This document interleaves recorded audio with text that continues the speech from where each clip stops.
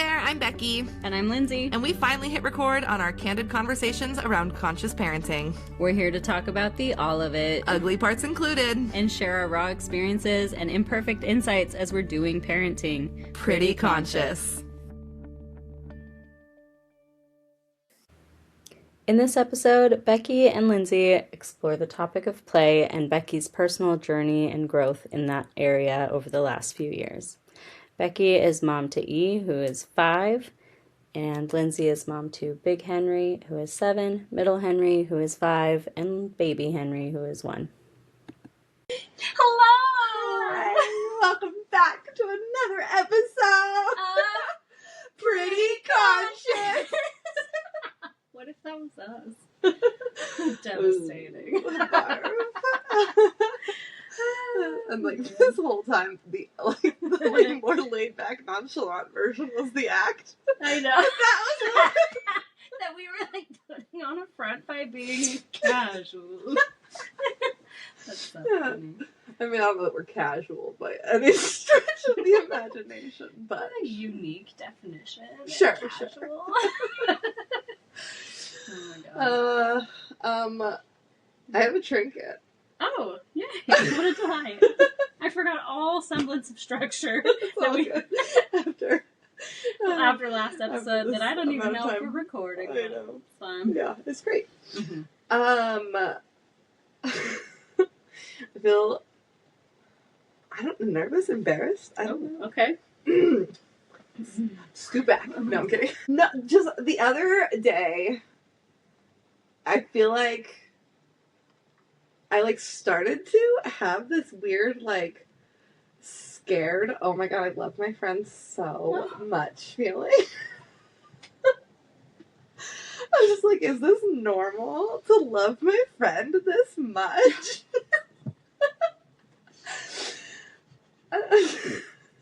Fast breathing.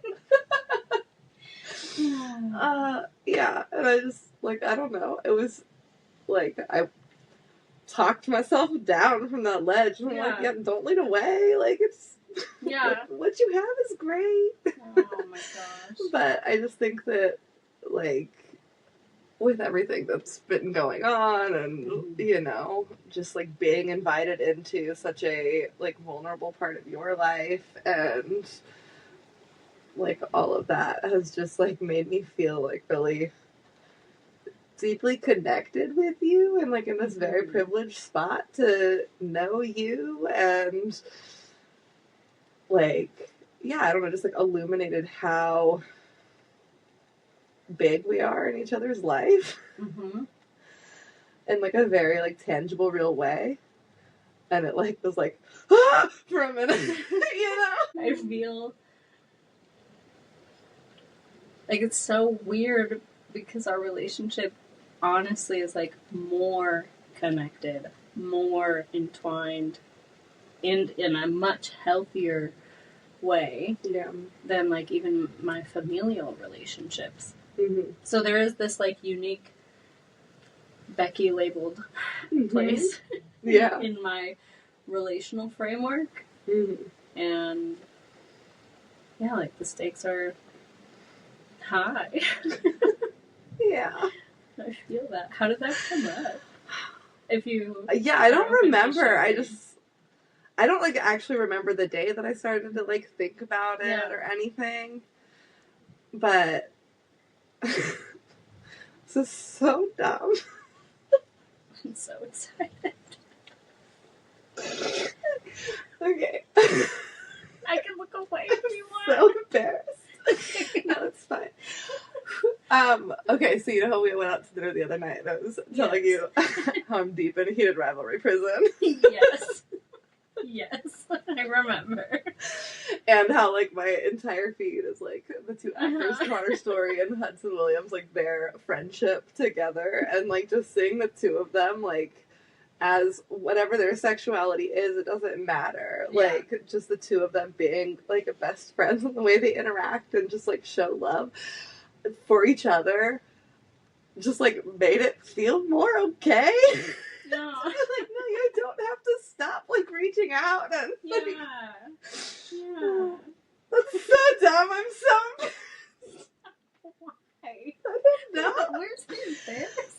coming from? But celebrities are making me feel better. They're also human beings. And Yeah. like I think that makes so much sense because it's like how I mean that's part of why we're doing this because like unless you see it, I know. well, Yeah, that's true. there is so much permission giving and just like witnessing other kinds of relationship. Yeah. Yeah. I just like, what we have is so great. And I just love you so much. And it's just overwhelming. I feel it too, though. Yeah. Like, I mean, there's so much. I think it makes a lot of sense because, like, I don't know. I've felt it a lot, especially because, like, when other relationships in my life are currently like very tumultuous and like really sticky. It's like, oh God. And then there's like this really amazing friendship that I have with you, and it's like being held in so many different moments. Like, okay, I was watching back the recording, the last recording that we recorded. What we did. That we done did. and in it, we were talking about. Oh, that was the moment we were talking about, like, where I was reflecting back to you. Of like, oh yeah, like me falling apart with you must make it pretty clear how much I trust you.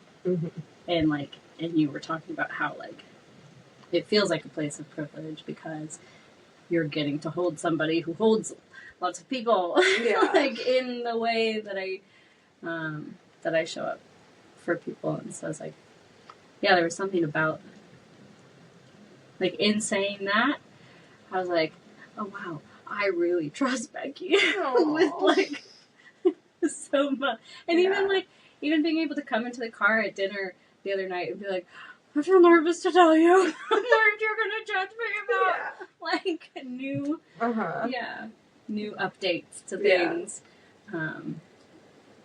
There just is so much trust, and it is just like, I mean, it's been this way for such a long time, but just naming it as like chosen family, like, it's not like if our relationship blew up, you know, for a fact I'd be coming back trying to tend it and trying to like nurture it back to hell. There's not a lot of people who I think about being in my life into my Forevers. Yes. Yes. You're firmly planted there. Yeah. When I think of my golden years. What do you mean? These aren't them? No. Yeah. I agree. Scary. Sorry, I know. I just like was like, oh God, am I too much? Oh God, is this weird? Like that was the feeling that came up this week. Am I not It's nothing you're emphatic doing, enough? dude. No, it's because you also love me so well. Okay, good. Yeah. It was less about like what's between us and more about like in the context of everything else. I don't know what's there. Something, but anyways. Look at all this stuff that we just bring up There it with is. each other. There's my trinket, man. I love you a lot. Thanks, I love you It's a too. little scary. Terrifying. I'm still coughing so much all the time. I don't know why. I'm never gonna not cough again. This is your life now. It makes it sound like I'm on the verge of tears all Maybe you the are. time. It's always right there under the surface. Not me. Very deep. I don't know, man. You've cried 4 times. 3 times. But who's counting? But who's counting? Just me. Just me. In my journal. And tonight. And today, Becky cried. Again. It was great.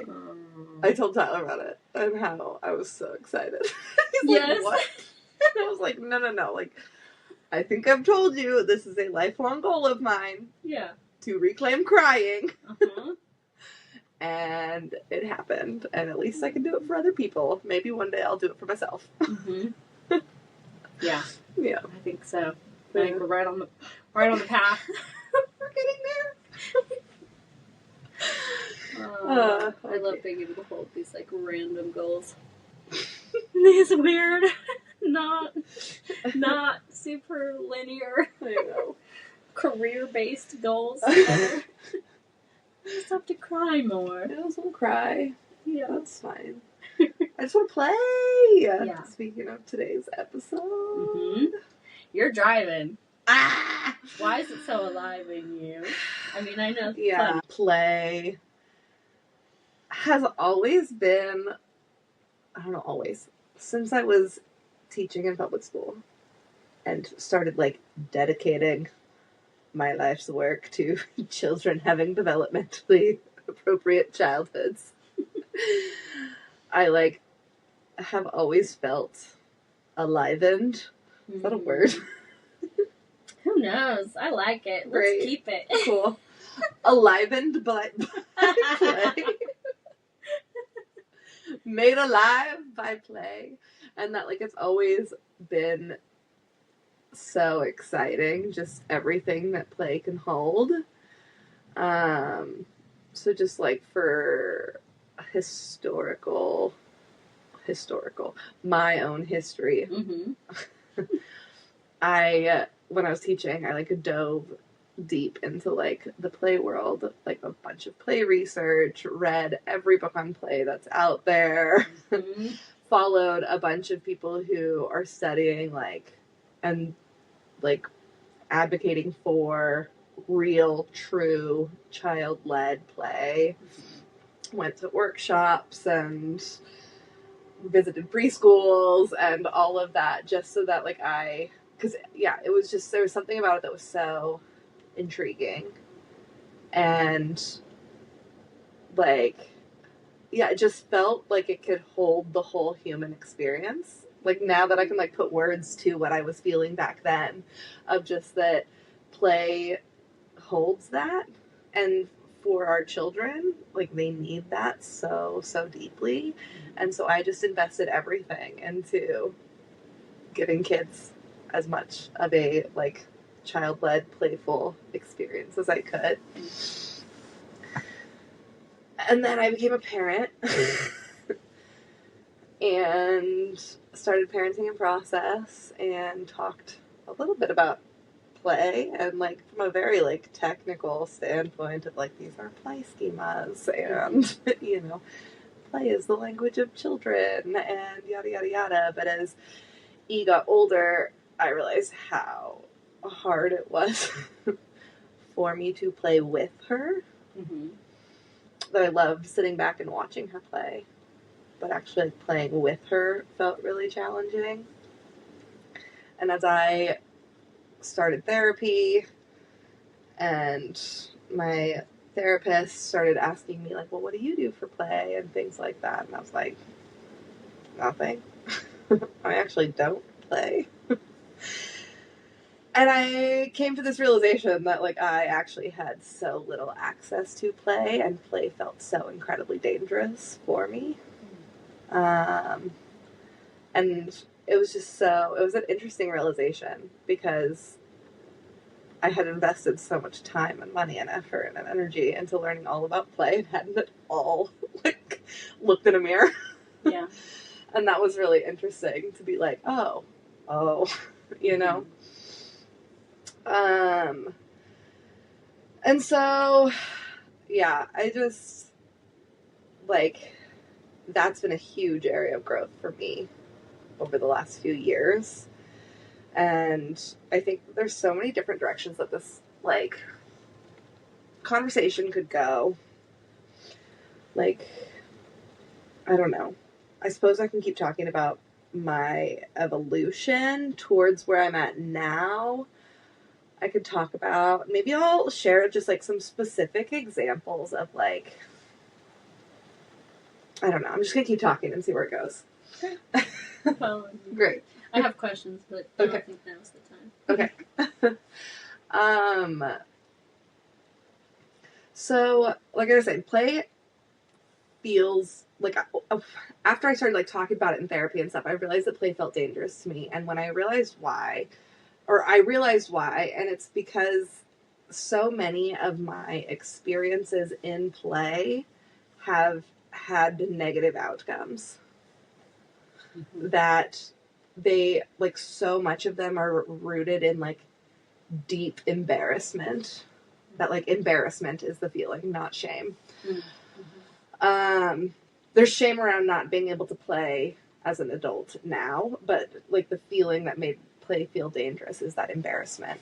Can you differentiate between the shame versus, like, how do you know it's embarrassment and not shame, and, like, what's the difference? Like, I think you and I are speaking the same language, Yeah. but, like, how I think that Yeah. like, how do you know? Not Yeah. interrogating. No, you. I know. It's a good question to, like, put words to. Mhm. Because it's not, it wasn't a, like, it was never a self-judgment. It was always, like, a judgment from others, or perceived judgment from Mhm. others. Whereas, like, shame is, like, the I am bad. And I never, Mhm. like, felt that with the play. But it was always, like, it ended in something that felt, I don't know if there was, like, something that was, like, felt disconnected, like a relational something or other there. What were you gonna say? I'm just remembering, like, a definition of Mhm. play is, like, the ability to follow your curiosity without fear of judgment. And it sounds like that fear of judgment is, like, Yeah. there was judgment Yes. and a negative judgment. Yeah. On. And I'm curious too, because that, like, fear of judgment, it doesn't necessarily mean negative or positive judgment. But it's like the That's being true. assessed part. And Yeah. having your work qualified. And Yeah. Anyways, that's a tangent. And that's probably there too. But Yes. I'm curious. Yeah. if that like that rings fear, true. Yes. feeling of judgment. Yes. Is part of that embarrassment part. For sure. And as I started to, like, experiment with playfulness Mm-hmm. in the last, like, many years, I came across experiences that were, like, confirming that, Mm-hmm. or affirming that, which, like, felt bad. Like, affirming that play is not safe. Like, I can give Like, you an you example. would try and then... Yeah, so there was a time where for everybody who does not know Tyler, he is one of the most, like, playful dads in the world. He's just, like, can access play in so many different scenarios with E, and it's, like, the greatest. And so it was always, like, there was part of me that always, like, oh, like, he could just take that part and I'll do the rest. Like, it's fine, Mm-hmm. you know? But as I got more into parenting, I realized it wasn't going to work. And also, like, that doesn't work for you. No. No. Anyway, so we were doing something where we were playing with, like, Beanie Babies or figurines or something, and I was, like, did a voice for a character. I remember this story. You sad already? Oh, no. No, it's fine. Keep going. So I, like, did a voice for one of the characters, and I think Tyler, like, turned and made fun of me or something for that voice, and then... Oh, but there's, like, even more to this story that makes it sadder. I sat from across the room watching Ty and E play and was like, maybe I can join in. Stretch zone. So I go and grab a Beanie Baby and go to do my voice and get made fun of. And then I just decide to give up and go watch from across the room, and I have silent tears running down my cheeks watching Ty and E so deep in their world and feeling rejected from it. So yeah, there's been, like, many experiences in my life with play that have been, like, not great, and people are always like, oh, well, if you're trying to remember how to play as an adult, how did you play as a child? And it's like, for one, I have very few childhood memories. For two, I have very few childhood play memories. And the ones that I do have all have a sad, tragic end. So it's like, no, I'm not going to repeat those. Like, that sucks. So it's been this sort of, like, Well, I don't really know what play is then. I guess I like reading. Reading's my hobby. That's safe. That's also not true because reading is like where you go when you are incredibly anxious and you read like a Million books. you go on a marathon read when you're stressed, Yeah. right? Yes. So it's not play. No, it's not play. It's escape. Yeah, it was escape. Not that I don't love reading, Right. but as I Like was children's saying books? then, yeah, that it is, yeah. I just needed to pick something that I could label as play. Yeah. You know, I'm Yeah. like, what do you do to play? Oh, I read. It's like the what are your hobbies question has always Yeah. felt terrifying to me because hobbies are like inherently something that you do through play. Mm-hmm. And that question has always felt like the most dangerous question. Like, I hate it when people are like, what are your hobbies? Mm-hmm. And either I feel really boring or I, like, don't know how to answer. So, yeah, that was, like, a few years ago. And it's been an intentional, but also not intentional process to learn how to play again. And I think there's so many components to that. Before we jump into that, though, I do want to, A, see if there's any questions, and B, go over the definition of play that I'm working from so that people know. And if there's no question, that's fine. Well, I'm curious about if baking has felt like play or if that's just like, and if so, like, because I think more so than like, you know, weeding through your life and seeing if there have been moments where you have done things that technically meet Could the be definition play, of play. yeah. But like more so there's this internalized relationship with play Mm-hmm. that like it felt inaccessible to you even if you were engaging in things that like Or maybe play. were Yeah. maybe play, but like that doesn't minimize the fact, and like for people who are listening who might resonate with this, like I just want to call that part out that like I think a lot of people Yeah. really can resonate with what you're saying, Yeah. and I think a lot of us don't realize it until we have kids, Mm-hmm. until we're trying Yeah. to engage and play with the kids, Or when you have a kid in front of you who is just like always inviting you into play. Yeah. And I just like, I found myself brushing her bids for play Mhm. away Yeah. and like busying myself. And I saw when I like recognized that pattern, like that's my mom's pattern, Mhm. you know, is like my parents, especially my mom, never Mhm. played with us. And a lot of like the experiences of my dad playing with us, like I received as like bullying, that like a lot of the, like there wasn't like a lot of consent in that type of play, Mhm. where it was just like sarcasm and like, I don't know how to describe it, like poking the bear. Like my dad would just like Mhm. kind of like poke us, you know, Mhm. like not sometimes physically, but also just like Yeah. emotionally. Yeah. And like for him, that maybe felt like play, but for me, it didn't. So Mhm. I just didn't have a lot of experiences of my parents playing with me. Mhm. And yeah, I think that it's like, as I talked to more and more people, they were like, oh yeah, where everybody has like a specific kind of play that feels like so inaccessible. Yeah. And like, yeah, I know somebody who was saying, I was talking to somebody at East Preschool this week who was like, oh yeah, like I could do pretend play all day long, but don't ask me to build anything. And I was like, that's funny because I feel almost the opposite. Mhm. However, I also don't like building things. Unless I have the manual so I can do it right. Yeah. Yeah. I don't remember what your question was. I went off on my own tangent, but oh, you're asking about baking Yeah. and different. Like, has there been other things that could have been labeled as play but weren't felt as play? Was that the question? I think I was, I think I was, in particular, I was curious about, like, baking because you've baked as long as I've known you. Mm-hmm. And, like, does that qualify in your worldview? Does that qualify as play? And maybe this is a good segue into your definitions. Yeah. Like, does it qualify? And if it technically qualifies, why does it still not land Yeah. as play? Yeah. Or, like, as an access point to play for you? Yeah. That's, I think, my... I think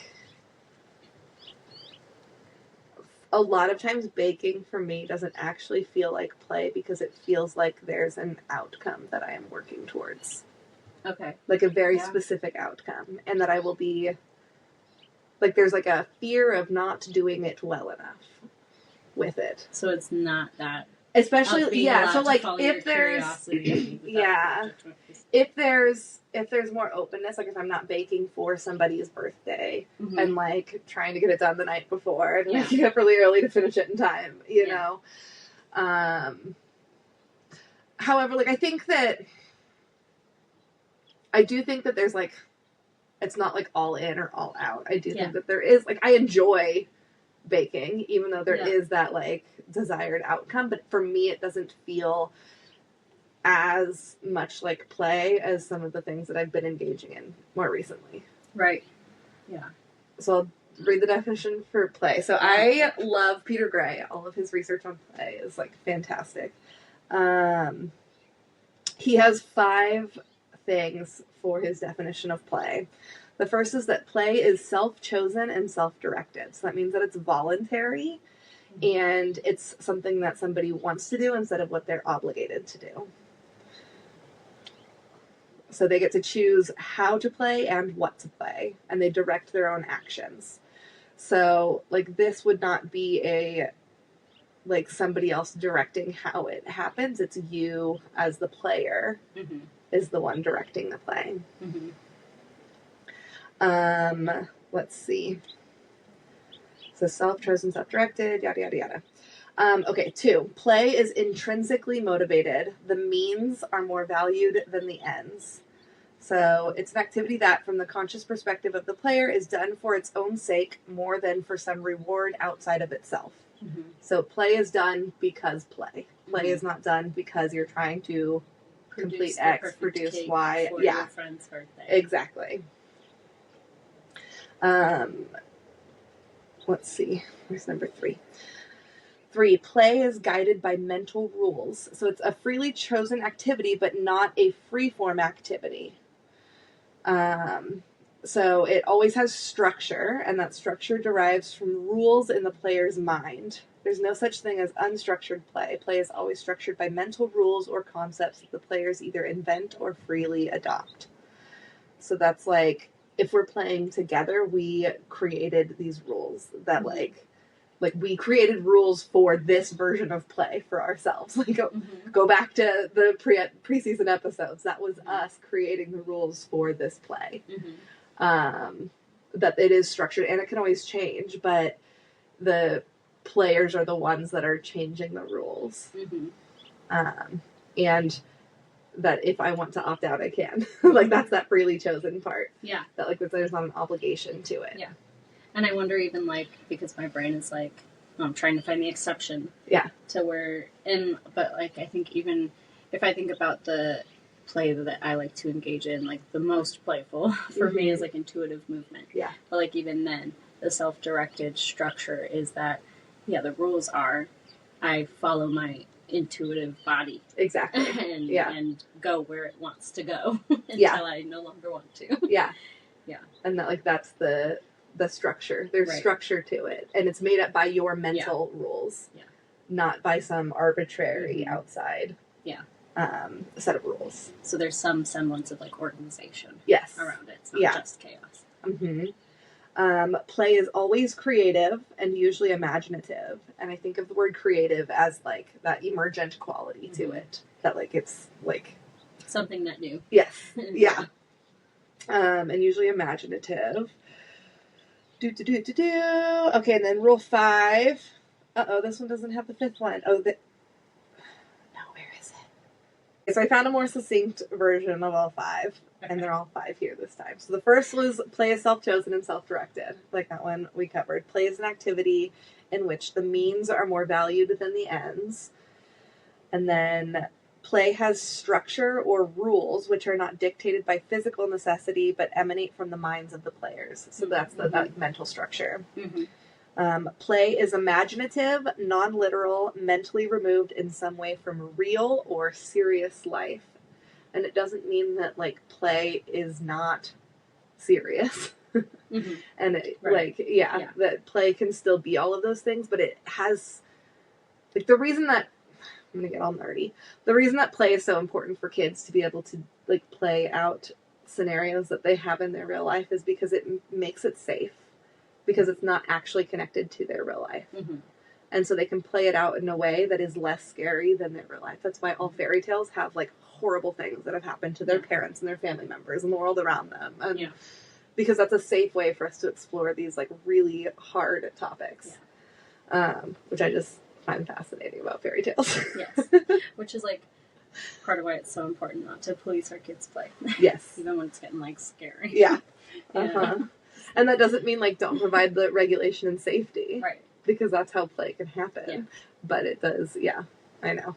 It is so hard, though. Mm-hmm. Okay, and then the last one is play involves an active, alert, but non-stressed frame of mind. Active, Alert. non-stressed. Yeah. So, like, nervous system science-wise, this reminds me of how play is in that active and alert, the sympathetic, but still tapped into ventral vagal. Yeah. It's not rest. And if we're not, But if we're not so in, far into mobilization that we're stressed. Mm-hmm. Yep. And then tying it back to, like, what you said about judgment and, like, that, like, free from fear of judgment, that's that stressed part. It makes sense why that would then freeze play. Yeah. Yeah. Mm-hmm. So, like, that's sort of the, like, starting point for where I come from, and, like, if I'm like, oh, is this play?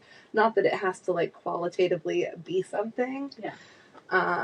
But yeah, I just to, like, put that out there. I think there's so much juiciness in all of those rules that it would be so fun to break down, like, with kids and, like, all the different things with that. Yeah. But I think moving forward into, like, more recent years, and, like, us becoming friends has been a huge catalyst for me accessing play. Speaking of how much I love you. I'm just gonna put that one in my memoir. Activated play. Activated tears. Healed Becky's broken heart.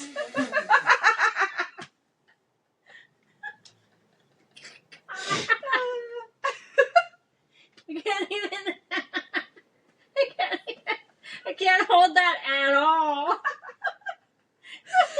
Barf. Okay, Anyways, so okay. our relationship has been a catalytic Yes. event. Yeah. And I think back to some of the, like, first somatic experiencing things from when I did parenting with Yeah. that you ran, and how that was, like, the first, like, oh, intuition is a thing that I can play with. Of, like, somebody's asking me to see what I might be curious about. Yeah. And I don't know that I really got it, but there was, like, a little flame that started to flicker there. You felt the seed. Yeah. In your forehead. Yeah, exactly. Even though it was all here. I could think about it. Yeah. And yeah, just, you are so playful. As a parent, you're so playful. In your life, you're so playful. And so I've had a, like, great example of somebody who can incorporate play in so many ways. And I know that you talked about it a while back on, like, you did, like, a response to one of my videos way back when with Parenting in Process, where, it was when I created my nervous system guide. Oh, yeah. And you had talked about the, like, mixed state of play and how, like, you and your kids dance there. Oh, yeah. Like, that's where we live, because that's where they live, and so I'm going to meet them there, because otherwise I'm just going to red. Yeah. And then eventually blue. So yeah, I just, like, I feel like I've had, like, good examples of it, and I feel like there's been so many invitations into play, and it's like, I feel like it's been like everything else, like an onion, where you just like peel the layers back, and it's, you know, starting Moon Knight together. Like that definitely feels like play. Like there's just been so many little things, and I feel like so many of them have been invitations from you or from other people into playing. And I've shown up and like I've often been in like a very like head like thinking spot and not in like an emergent spot. Yeah. Like maybe too focused on what the rules are, that the rules weren't coming from me, but that they were like I was trying to fit into somebody else's rules. Or yeah, that like that part felt still very clunky. And I think back to when you had first pitched the idea of doing like an intuitive painting night, and I was like, yeah. Let's do that. I know what that means. And I even freaking showed up to that first intuitive painting night with a whole ass idea of what I was going to paint because I didn't trust myself to let it emerge in the moment. You know, like, and so, and that then just became like I was so focused on trying to get the vision that I had in my head onto the canvas and not actually just letting it flow. Like I was not in a flow state. Yeah. Fast forward a few weeks. Yeah. It was a few weeks I think after it was like that. a month. A month after that. And I don't know why the stakes felt lower then, but I was just at your house. And that whole project turned into like, do you want to describe that night for people? I feel like I've been talking forever, so I know you have a great, I know you loved that night, so. That night was phenomenal because like we started off both just saying that like, oh yeah, I felt like my painting was like unfinished. I would love to go and like do it another pass because like I had like a parts work session where like it just changed the flavor of things. So like I wanted to revisit mine, and you were like, oh yeah, me too. I hated the way mine turned out. Yeah. And so okay, great. We'll start again. And I have never, I don't think I've ever seen you so giddy as you were that night, buzzing around my house, grabbing random objects, and just squealing.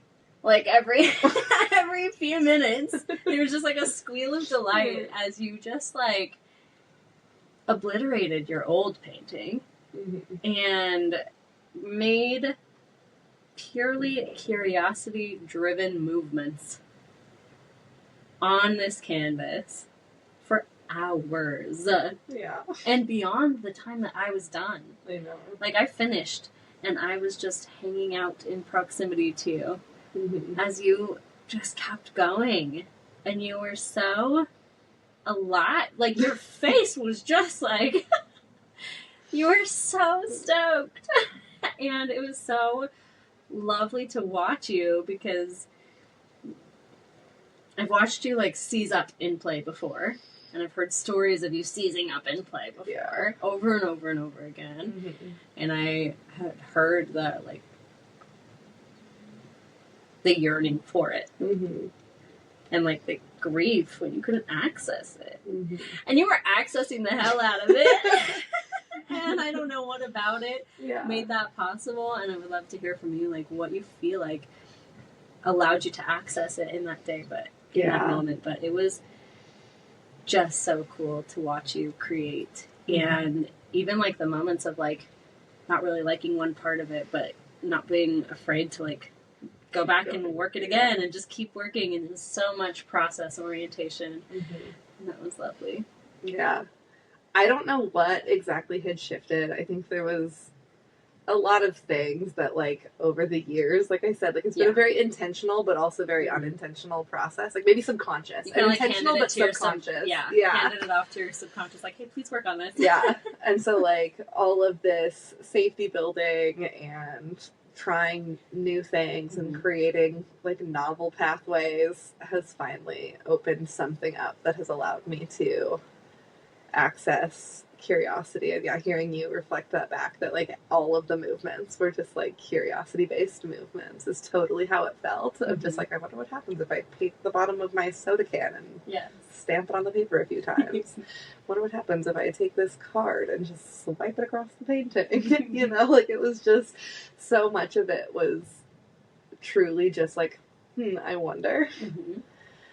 Which was a place that I don't remember feeling much of Mm-hmm. before. I'm sure I've felt curious about things, but not Yeah. from that like, and I'm gonna try it Mm-hmm. place, you know? Yeah. Which is what we see when we see our 2-year-olds like doing the things that Yeah. make us crazy. Is like they feel curious and they do it. Like they're just having like the no space between thought and action. Yes.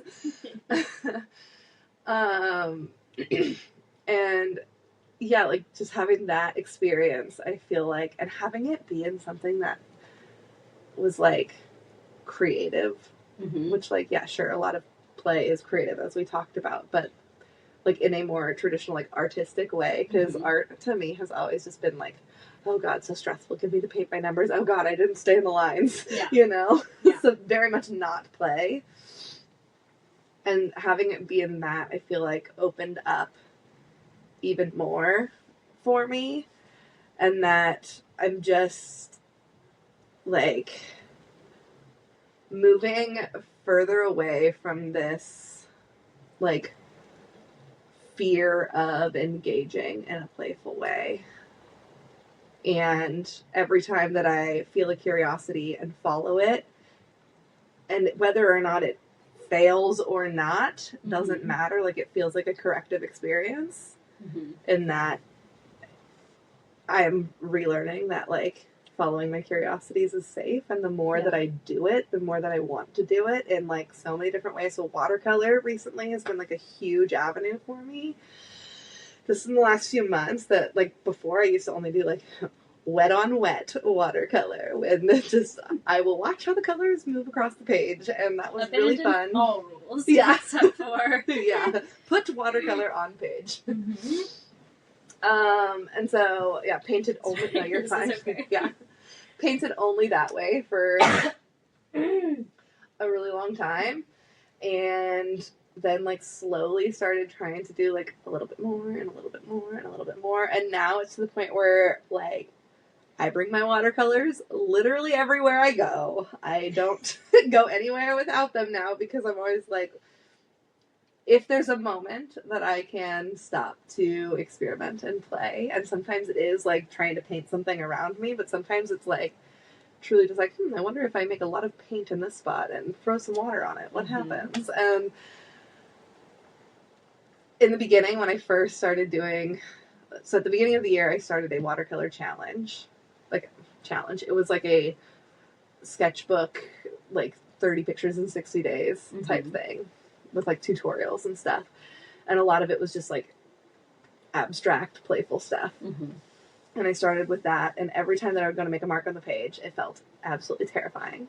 Like, it felt so vulnerable to make marks on a page that Mhm. nobody has to see. Like, I literally could just go throw it away after. It's just me sitting at my kitchen table. And, like, as I went on with that, it felt more and more just like I couldn't wait to try. And now I like get excited at the thought of doing something badly. And just like, because I'd rather have tried, you know. Yeah. And I find this following, like, to me, like, that feels like such true play. And that I think is tied with, so some of the things that have also happened in the last year that have been so much play for me is spending time outside in a real way. Yeah. And in a very present way for the first time. And I feel like the only way to describe it is like childlike wonder when I'm outside. And I feel that like same thing of like, I am the 4-year-old walking down the sidewalk that is stopping at every crack to count the number of ants that I see. Like, And that I can't get enough of just like touching all of the plants and looking at all of the poop and like giving the trees a hug and like wondering, why this bird's poop is lime green. And like I've been following that like curiosity so much too, and that has like really awakened something in me, alivened something in me. That also I think has led to play feeling a lot safer, because I'm starting to have it in like a lot of different areas of my life. Yeah. And even like some of the like spirituality stuff and opening up to like different possibilities of like universal oneness or like consciousness, and all of that feels so much like a place of like it's coming from a place of play. Yeah. And it's something that I feel myself that I've always wanted this and I've always tried to make it happen. Mm-hmm. But like it couldn't have been forced. And so it was like I had to have enough things come in through safety, through relational examples, through just like the different circumstances that I have intentionally put into my life, and then allowed my subconscious to percolate and make something beautiful. And so it's just such a different way of being, and there's still so many things that I don't like to do with play. Yeah. Which I'm learning to be more okay with. It used to be a source of shame, not wanting to play with my kid, but I'm finding ways to play with her that are actually more connective than if I tried to sit down and pretend to like eating her play food from the play kitchen. Well, and I think what you're modeling so beautifully lately is that like my invitation to people regarding play and playing with their kids is so often like,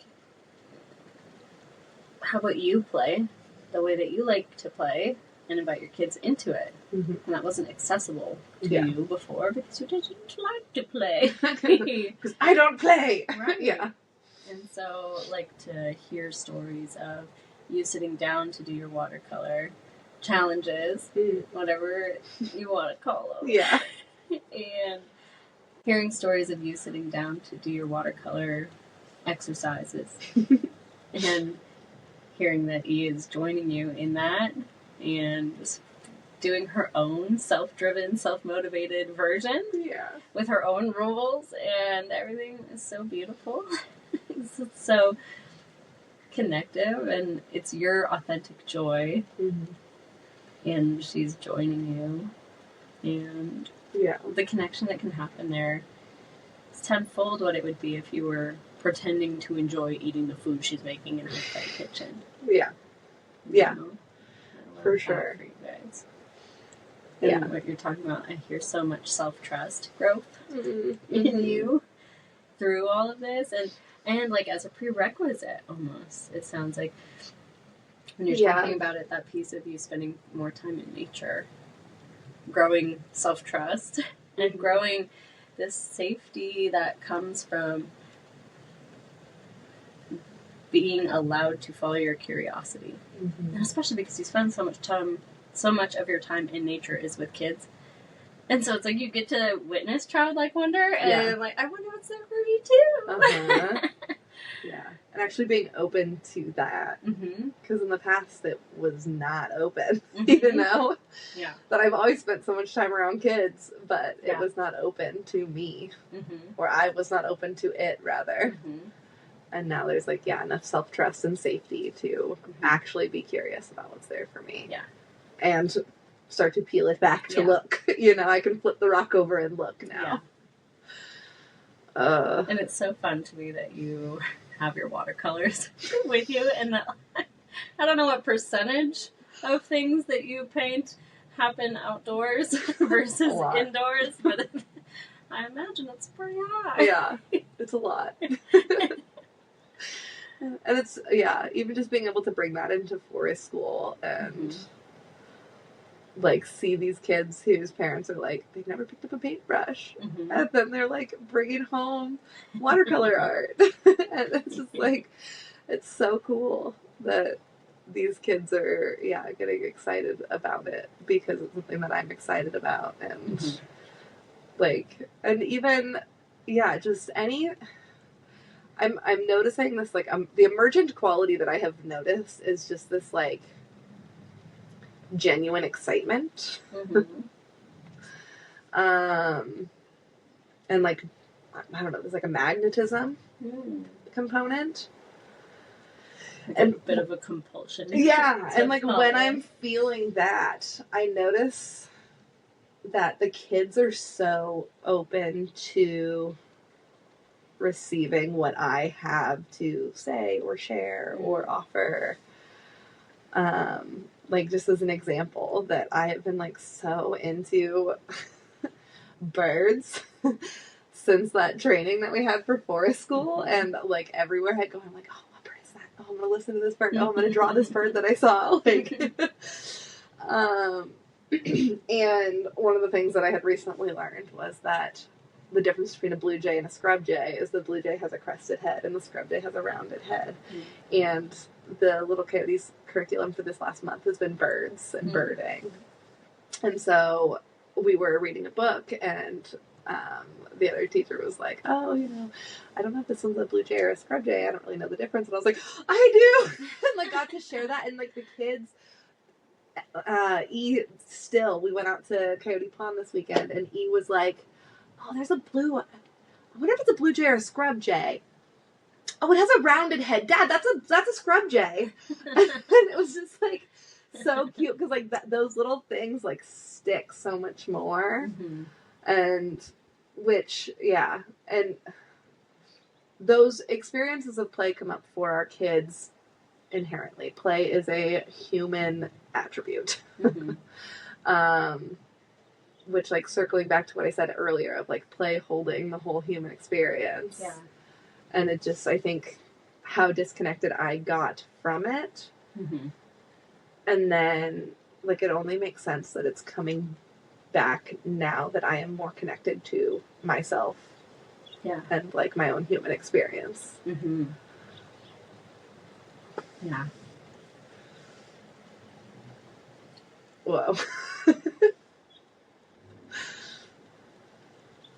Yeah. And it's weird because of this whole time that you've been talking, I've been thinking about how play intersects with belonging and with relationship.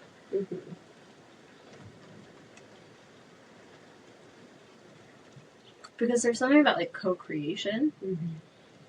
And, like, but, like, coming back to what you're saying, it's like, at what point did the play end, and at what point did the connection through play end, and which came first, you know? Yeah. And I imagine that it's like when play, because play is, yes, sometimes play is solo, but I feel like play is so much about collaboration. Yeah. And, you know, once kids reach a certain age, Yeah. once developmentally appropriate, play is so much about camaraderie and co-creation and a joint set of rules, and Which you can't do if you're always trying to follow somebody else's set of rules. right. Which is, like, that people-pleasing component. Yeah. Like, taking you away from play. And, like, thinking about Gabor Mate's, you know, thoughts about needing to self-abandon for the sake of connection. Like, there's so much authenticity that's a prerequisite to play. You have to be able to access what feels true for you. Like the fact that you can differentiate between the types of play that you do enjoy and the types of play that you don't. Yeah. You're connected to that, like, deep excitement that lets you know if you feel open to a kind of play or not. And I just wonder where that divorce would happen, you know, like, early on. Wish I could remember.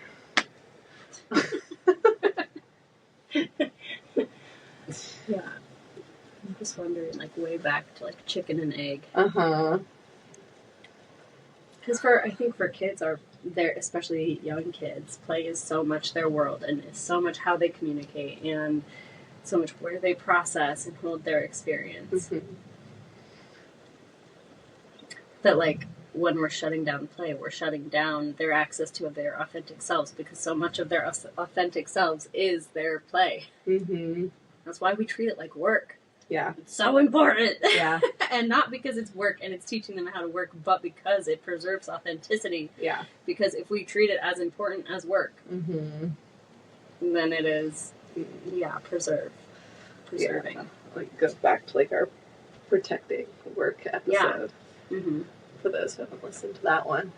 Mm-hmm. Yeah. And so much of the encouragement for parents to connect with their kids through play is, I think, because of that. Because that's where our kids are being their most truest selves through play. Yeah. Because that's where it's, like, supposed to be safe to do so. Yeah. And I think that's why we have such a strong aversion to correction happening around play. Mm-hmm. And why we're so averse to, like adding our 2 cents, adding our judgments to play. Even if they're positive. Yeah. Because it's not I don't want for you that. I don't want you to No. even be considering Yeah. what I feel about your authentic Yeah. movement through the world. Your every authentic movement. Mm-hmm. Like, that's... Because kids, until we teach them to second guess that, they don't second guess that. Mm-hmm. You know? Yeah. Yeah. Mm.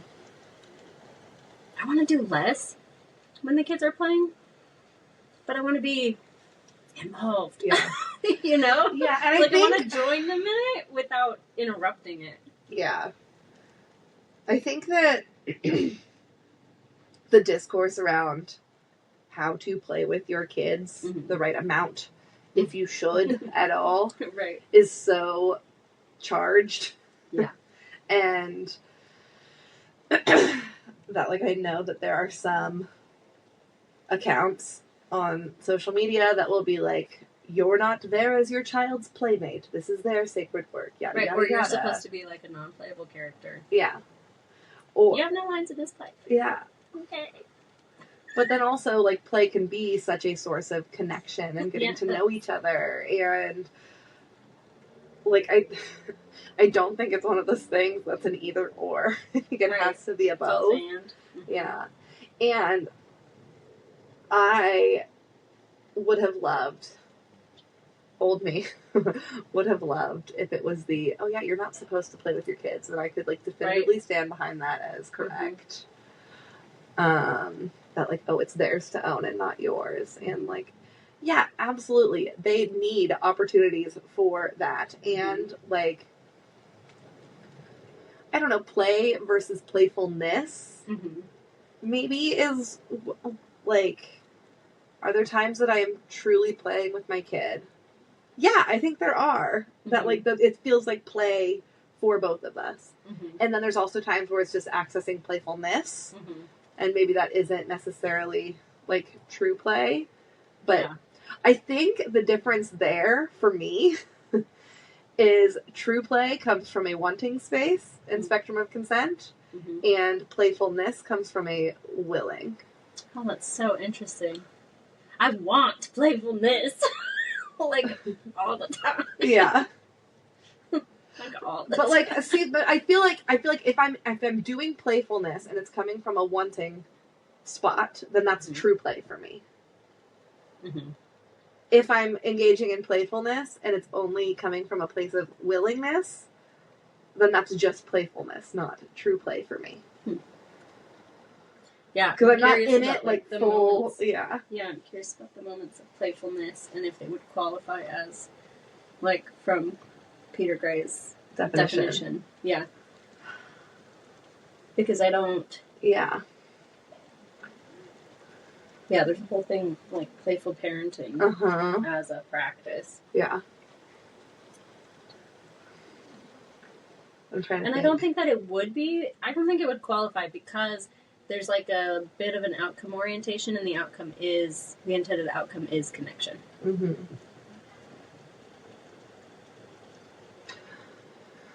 Yeah. Mm-hmm. Yeah. And yeah, I don't know. Like for me, when I'm like diving into playfulness in my parenting to like, you know, try to like shift a dynamic or something. Right. Like E has been very into like going back to the like counterintuitive calls for sturdiness. Mhm. She is doing some of the like things, and so trying to like come into it with playfulness early. Yeah. Of like, you know, she'll be like stomping her feet at me and go like sticking her tongue out, going, Mm-hmm. and so like jumping into playfulness there of like stomping my feet and getting in her face and doing Mhm. it like from a playful place, Yeah. like gets her laughing and like is Mhm. able to shift the dynamic. That doesn't necessarily feel like play for me, Right. but it's playful in that it is like shifting, like it's allowing us to connect through Mhm. this like silly, playful Yeah. route, and like So getting us to interesting. giggles. Because I'm wondering how much of my play is based on. I'm just like a super relationally oriented person. Yeah. So much of my play is with others Mm-hmm. or about my own play is largely like thinking about relationship, Yeah. like following different thought Yeah. paths.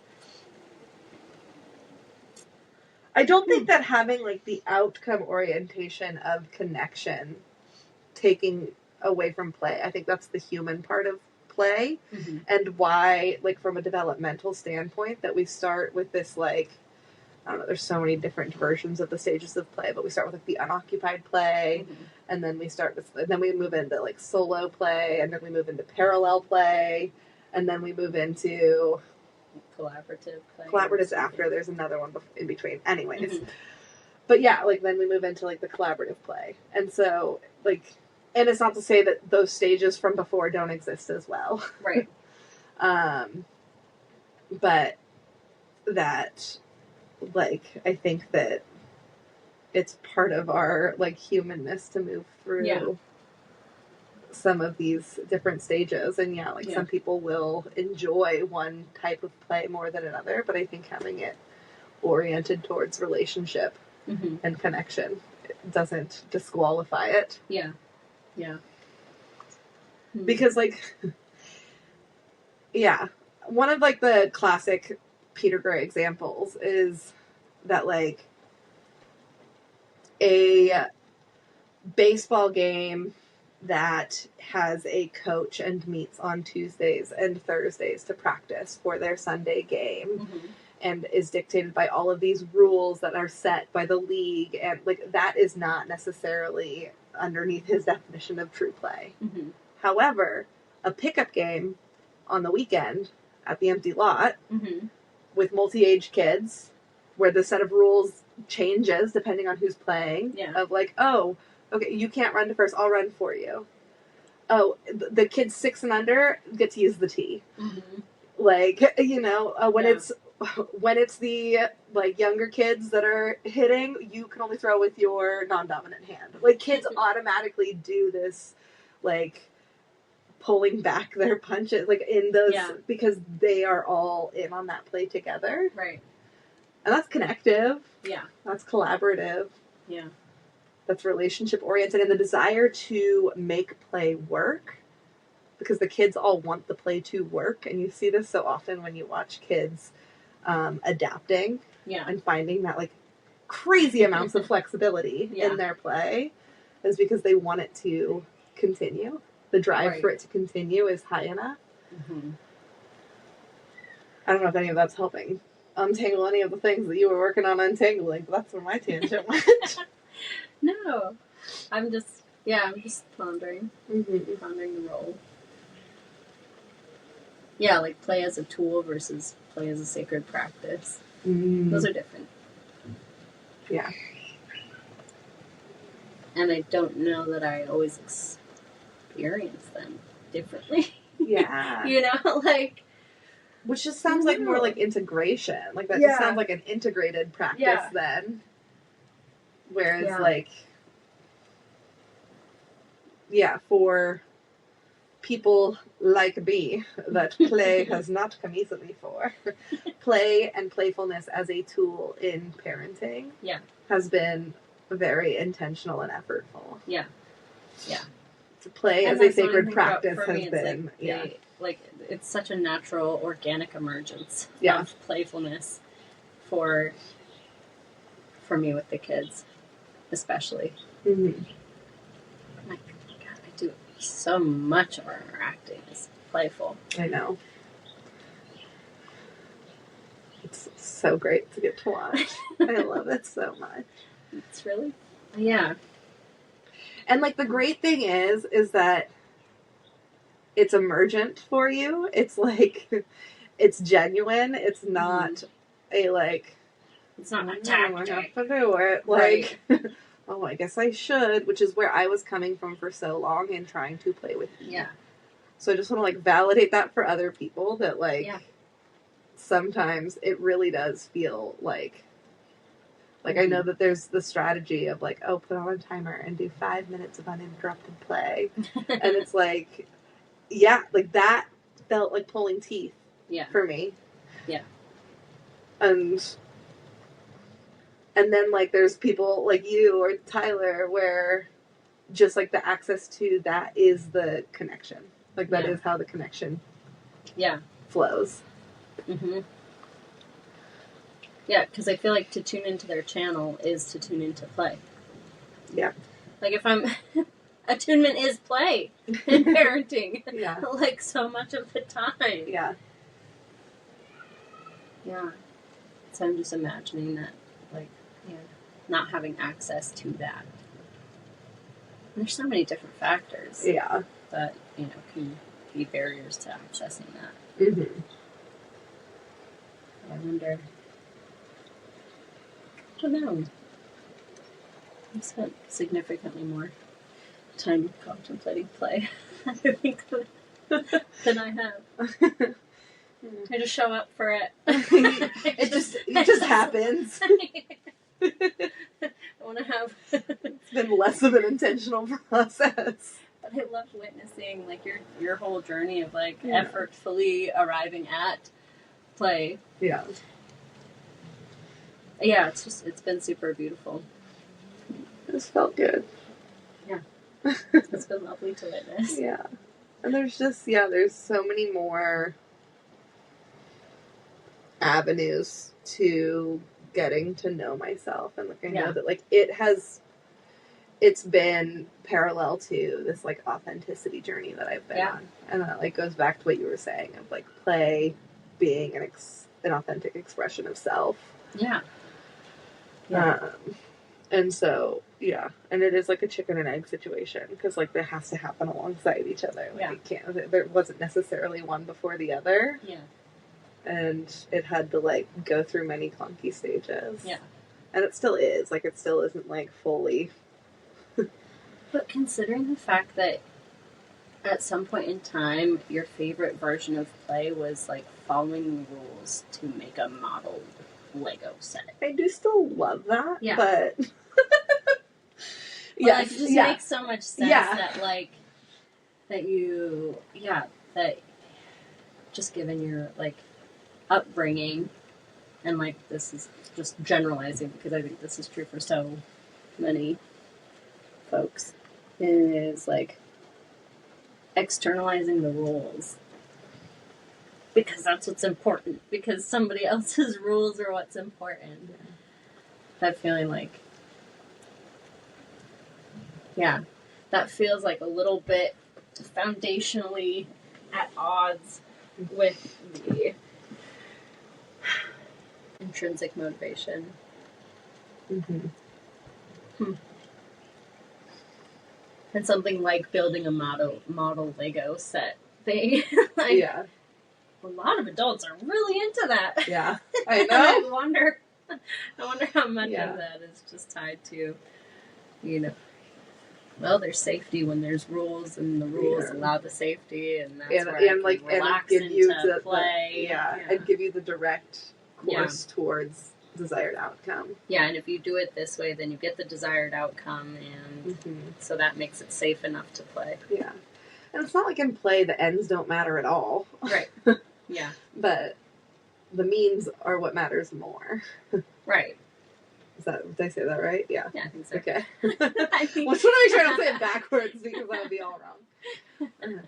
And I think that also not having it be all or nothing, like just to de-shame people who are also working through their own play shenanigans like I was.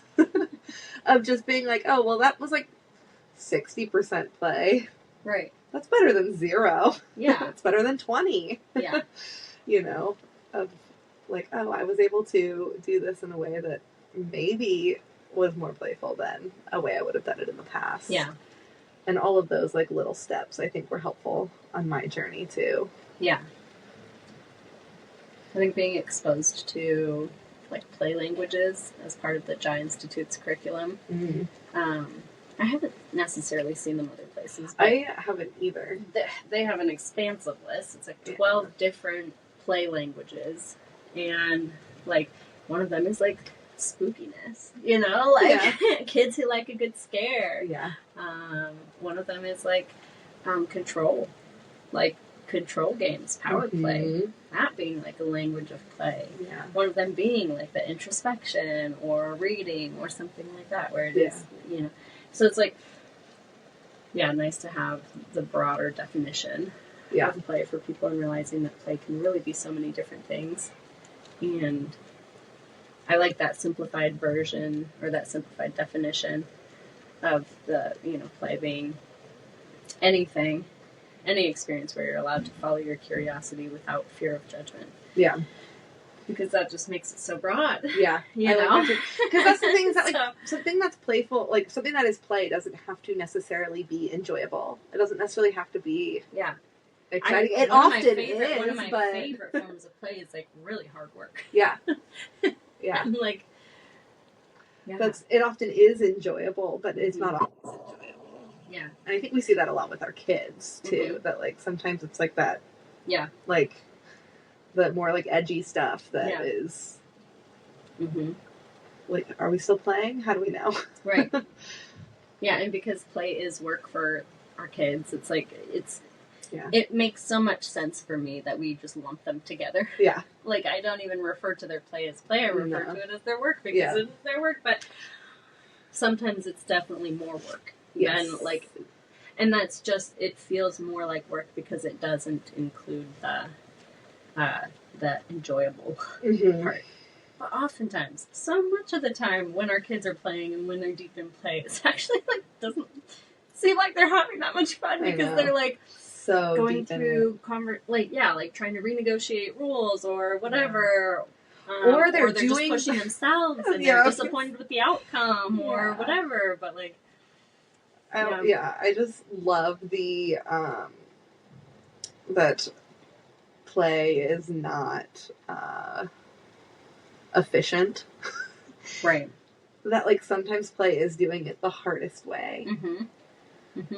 And that actually makes it more play than us coming in and saying, like, oh, you could just...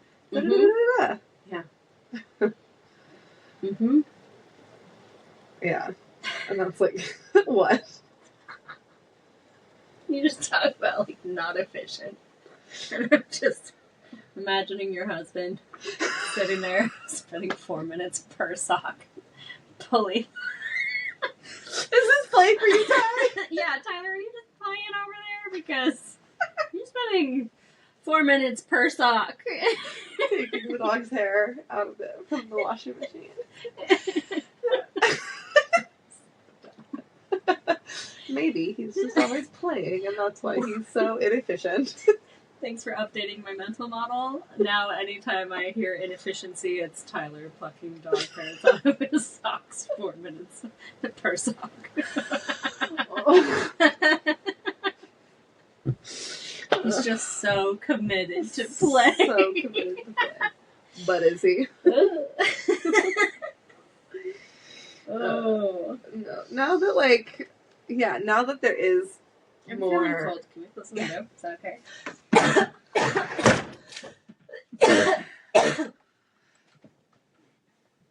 now that I have more access to play Mm-hmm. and can like, because now it's not just like, oh, there it is. Like it's Right. now it's not fleeting. Now it's like I can actually Yeah. like There's call not it that in. scarcity mindset Yeah. so much. Yeah. Now I can actually like, call it in. I'm like actively looking to bring it into more Yeah. areas of my life and to like experiment with it. Yeah. And yeah, it's just been a really fun period and it's been great. I love it. So that's why I feel so alive, is because I watercolor all the time and I just want to go touch all the leaves and look at all the mushrooms. Finding out that we're allowed to touch mushrooms Oh, with no I risk, know. as long as we don't ingest, We makes can me boop so the happy. butts.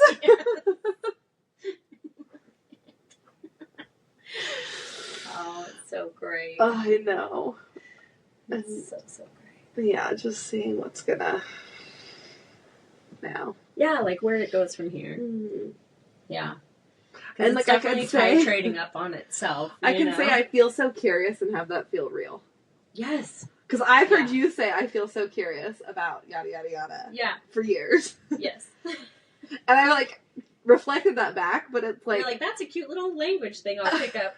But now you now feel it's like it. I actually Now yeah it's embodied. yeah, now it's more embodied. Before it was like, oh, I think I think Yeah. I'm curious. Now it's like I actually am curious. I love that. What does it feel like somatically? Oh God. What does curiosity feel like? Close your eyes. I'll guide you. Bossy. You're actually gonna guide me? Yeah. Okay, let's do it. Close your eyes.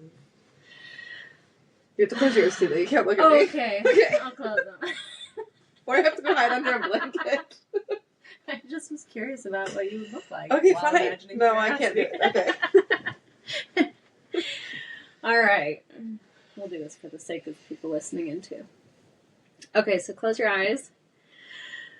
And first, let's just like release the big energy about like, oh God, we're contemplating what curiosity might be.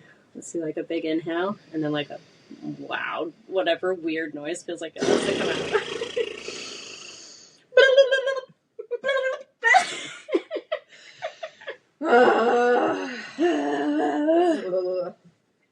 Okay.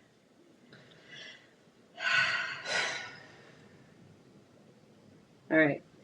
When I say curiosity, and you think back to the last time, don't think back. Allow that memory to come in the last time that you felt that sincere curiosity. We're like, oh, I do know what curiosity feels like. I do actually wonder what would happen if.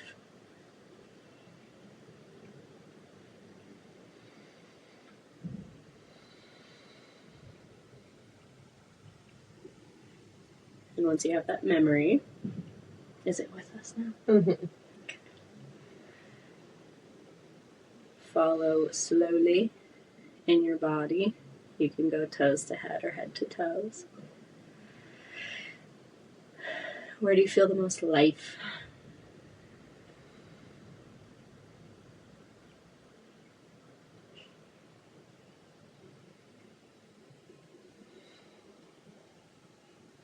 And whatever pops into your head first is probably the place. Mm-hmm. I think I've got like I've got the whole body. It like came pretty quick. Ooh, perfect. All right, go for it. Just because it's so vivid. Oh yeah. It feels like I have 2 balloons tied to either of my wrists. Like latex balloons that are it feels like my left hand is red and my right hand is yellow. And it feels like they're just like floating up to the sky. And I feel this like brightness in my chest and like a tingling in the front of my forehead. And like a, how best way to describe it, like a just like energy, like like roiling flame, but like not evil looking. Mhm. in my like gut, like coming up from my seat all the way up. Like it just feels like it's like all up. Everything is just up. Is what it's, yeah. I think that's like the sensation. Like the balloons keep oscillating between being balloons and little birds holding my wrists up. I love this. How high up are your wrists? Like, Oh, you can open your eyes. I'm just They're up trying there. to honor your boundary. They're up there. They're above my head. For anybody who's not watching. That's so fun. Yeah, just I feels just feel like it's there's, like a woo. yeah, like it literally felt like. You're like, what texture is it? Oh, I don't know. Latex balloons. Latex balloons.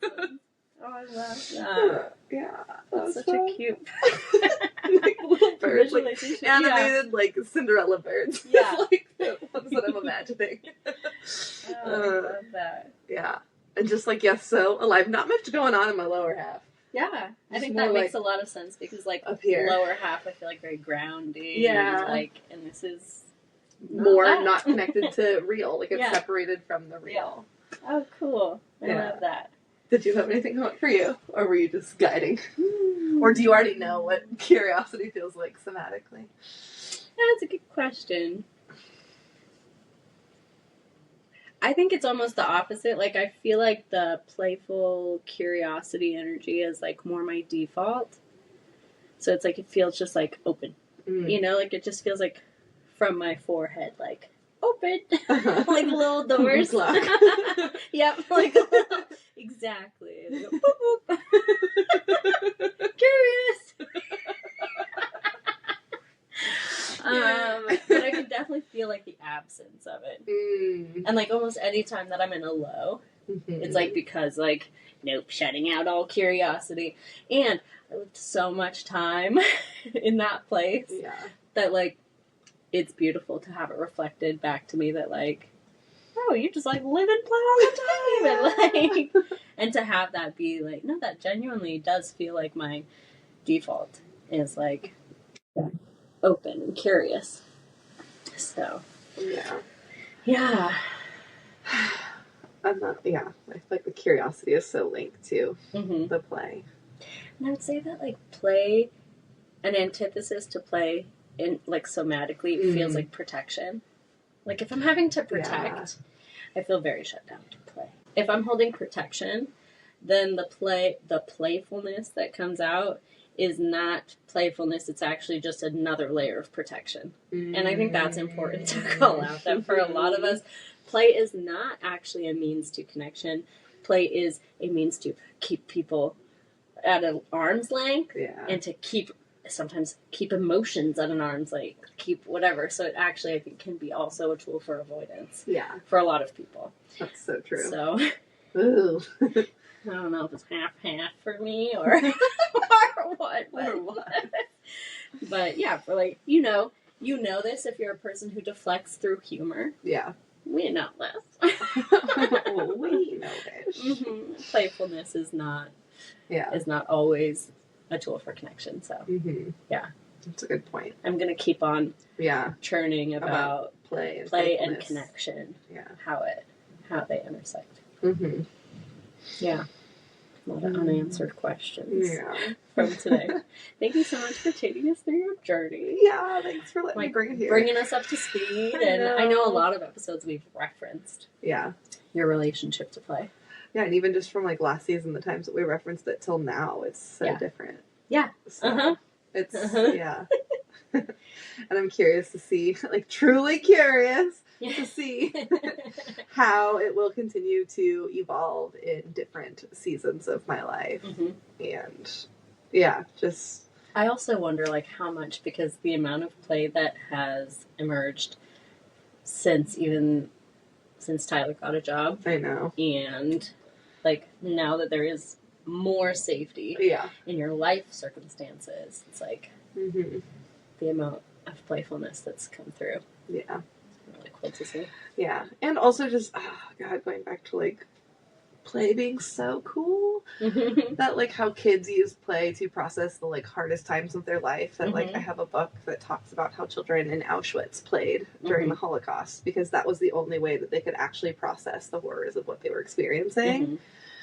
And it's interesting, and like I'm curious to see how I could potentially access play in those harder times as a way to process what I'm going through. Like I've seen you do that. Like you have accessed so much playfulness through this last little season in your life. And sometimes it's like trying a new ritual or you know, like doing singing somatic at the top of my lungs, lungs, like or- somatic movement and intuitive movement and like, you know, picking up a paintbrush and just painting intuitively what you're like feeling and so now that I have access to play through this like safety, having it anchor me and be able to use it as a tool for myself to process what's happening in life. Because it feels so much more expansive and open. So yeah, that's cool too. That's cool too. And I've like gotten to watch you do that lately. Be expansive and open, even in a time when you're putting your turtle shell on. Yeah. I love it. What a cool conversation. Yeah. Very multifold. Is this anything what you were expecting? Kind of, a little bit. Yeah, I was like thinking that we might talk a little more like technical kids and play, but this was great. This feels very much our MO. I know.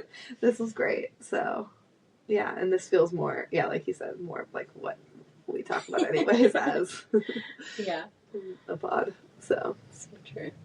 it's like our own like journeys and what it's like as the experience of a parent rather than like kids need to play, obviously. Right. Yeah. And what if you can't?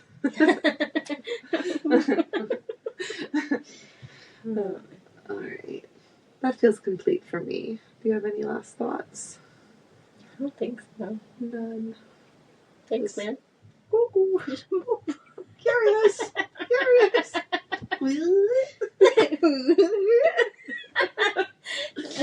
Just add it to the list of nonverbal communications. I know. That's great. All right. Bye. Hey, we know time is hard to come by. Thanks for spending some of yours with us. And remember, you can always reach out. We're real people and we're interested in what's real for you too. Do you have questions or feedback? Anything you'd like to hear a chat on? Check the show notes for where to find us.